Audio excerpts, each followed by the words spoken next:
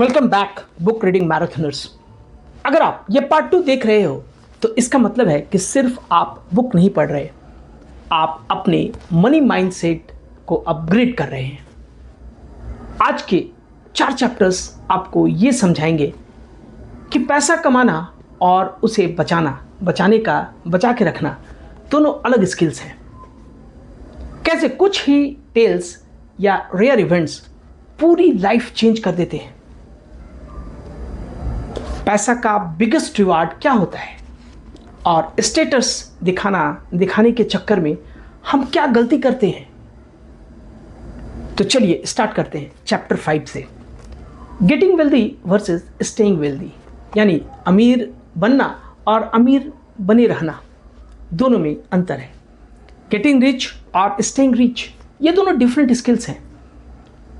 Getting wealthy का यानी risk लेना, बोल्ड डिसीजंस या हसल्स लेना। स्टेइंग वेल्दी का मतलब है सेविंग्स, कॉशंस, थोड़ा डर भी जरूरी है, माइंडसेट। चलिए इसे कुछ एग्जांपल से समझते हैं। एक स्टार्टअप फाउंडर ने एग्रेसिव रिस्क लिए, करोड़्स कमा लिए, लेकिन फिर ओवर कॉन्फिडेंस में सब कुछ एक ही रिस्क बेट में डाल दिया। मार्केट पलट गया और पैसा भी। तो दोस्तों इस चैप्टर का मैसेज है कि लॉन्ग टर्म गेम जीतने के लिए आपको optimistic in general but paranoid in detail होना पड़ेगा। चलिए इसे थोड़ा और डीप में समझते हैं। हाँ, ग्रोथ चाहिए, पर इमरजेंसी फंड, इंश्योरेंस, डाइवर्सिफिकेशन, ये बेसिक चीजें इग्नोर नहीं कर सकते। टर्म प्लान तो रखना ही होगा, इंश्योरेंस रखना ही होगा। अपने फाइनेंसेस में देखिए, मेरे पास गेटिंग रिच वाले कौन से हैबिट हैं और स्टेइंग रिच वाले कौन से।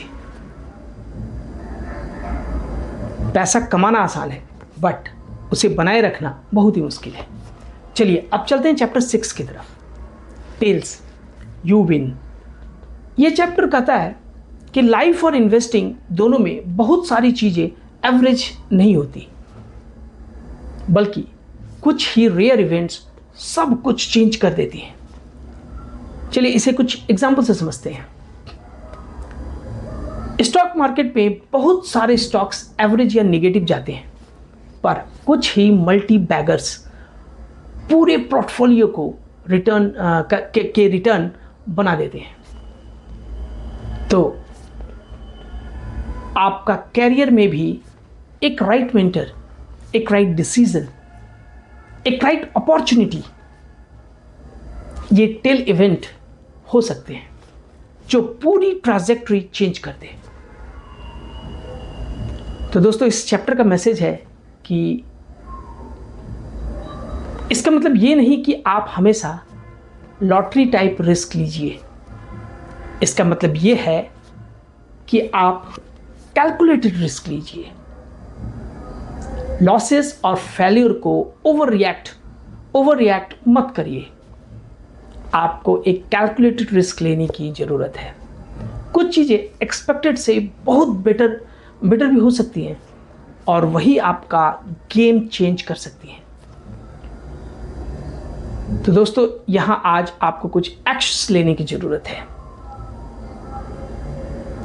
अपनी लाइफ के 2-3 टेल इवेंट्स आइडेंटिफाई करिए, जहां एक डिसीजन या एक चांस मीटिंग ने आपके लाइफ को बदल दिया, आपके लाइफ के पूरे डायरेक्शन को चेंज कर दिया। इसे आपको ग्रैटिट्यूड भी फील होगा और पेशेंस भी डेवलप होगा। चलिए अब बढ़ते हैं चैप्टर 7 की तरफ, यानी फ्रीडम। मॉर्गन कहते हैं कि पैसे का सबसे बड़ा रिटर्न है फ्रीडम ओवर टाइम। चलिए थोड़ा इमेजिन करते हैं।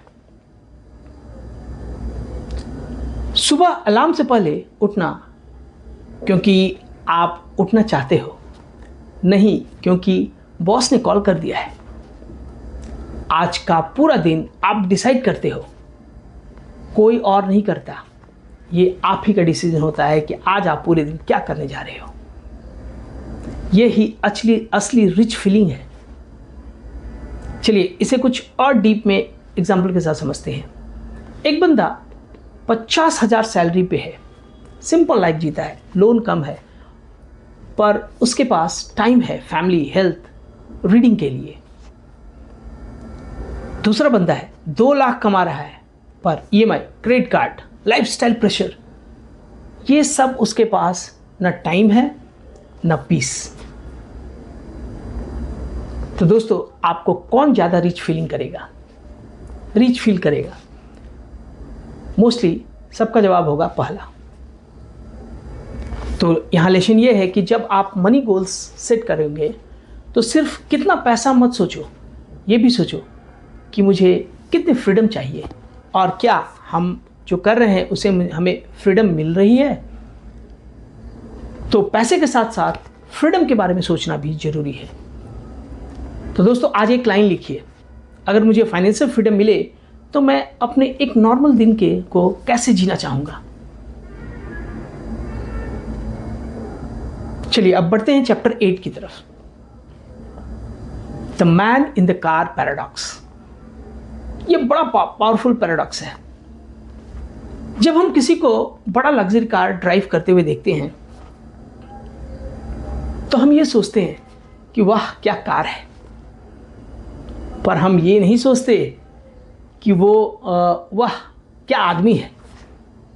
वो आदमी तो हमें एक ड्राइवर जैसा लगता है। हम एक्चुअली अप्रिशिएट करते हैं उस कार को, जो आदमी उस कार को चला रहा है उसे नहीं। लेकिन वो ड्राइवर क्या सोचता है कि लोग मुझे देख के इम्प्रेस हो गए। नहीं, ऐसा नहीं है। वो कार को देख के इम्प्रेस हैं, आपको देख के नहीं। मतलब लोग कार को देखते हैं, उस इंसान को नहीं। इसका मतलब क्या है? स्टेटस शो करने के लिए जो पैसा हम उड़ा देते हैं वो एक्चुअली उतना स्टेटस देता ही नहीं है जितना हम सोचते हैं। चलिए इसे एक छोटे से एग्जाम्पल से समझते हैं। EMI पे एक लग्जरी बाइक ले लिया, सिर्फ इंस्टाग्राम पे दिखाने के लिए आईफोन ले लिया। शादी में ओवर ड्रेस और ओवर स्प्रेड कर दिया ताकि लोग बोले वाओ। लेकिन रियलिटी क्या है? लोग 2 मिनट में भूल जाते हैं कि आपने क्या किया था, लेकिन आपका पूरा EMI का बोझ रह जाता है। तो दोस्तों यहाँ हमें ये लेसन मिलता है कि ट्रू कॉन्फिडेंस को फ्लैशी चीज़ों की इतनी ज़रूरत नहीं होती है जितना कि हम एक्चुअली में सोच लेते हैं। तो चलिए आज कुछ एक्शन स्टेप्स भी देखते हैं।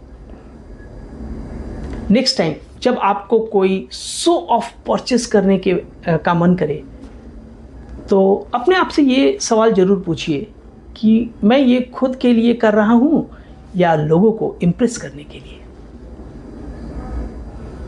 तो दोस्तों आज के इस 4 चैप्टर से हमने ये देखा कि वेल्थ बनाना और उसे बचाने के स्किल्स अलग अलग हैं। कुछ ही रेयर इवेंट्स आपका रिजल्ट डिसाइड करते हैं। सो फेल्योर्स पे ओवर रिएक्ट मत करिए। मनी का सबसे बड़ा रिवार्ड है अपना टाइम कंट्रोल करने का फ्रीडम। स्टेटस के चक्कर में हम अपनी रियल वेल्थ कंपैरिजन कर देते हैं।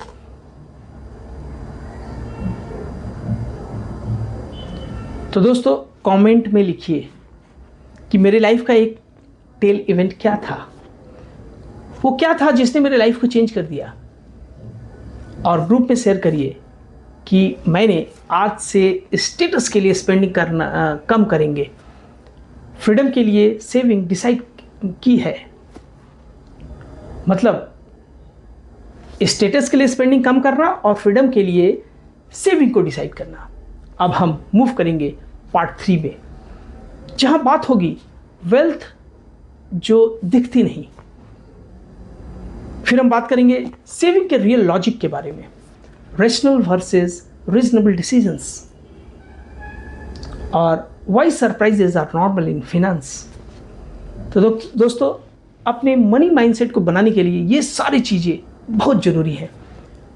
तो पार्ट 3 ज़रूर देखिएगा, क्योंकि वहाँ से आपका प्रैक्टिकल मनी बिहेवियर और भी शार्प हो जाएगा। तो दोस्तों, इस book the psychology of money को कंटिन्यू करिए और सीखिए कि मनी माइंडसेट कैसे बनाते हैं। तो बहुत बहुत धन्यवाद इस book reading marathon the read and right challenge का हिस्सा बने रहने के लिए। मिलते हैं अगले पार्ट में।